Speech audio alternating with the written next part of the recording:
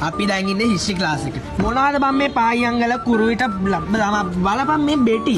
මේ මැරිච්ච උන්ගේ බෙටි බං ඇයි මේව නිකන් තුවාල කාරනවා වගේ. තව බලපන් මේ ලොකු බෙටි උන්ට බඩ ගිහිල්ලා. Loose motion. බලපන් මේ බලපන්. මැරිච්ච එකෙක්ගේ අට සැකිල්ල. මොකටද බං උන් ස්පොන්සර් කරනවද උඹලට මේව දාන්නේ? දාපන් වඩා අපේ මහින්ද මාත්‍ය ඔච්චර හයිවේස් හදනවා. ඒව දාපන් මොනෝ මේ අයියෝ ඒව බලන්නත් බෑ.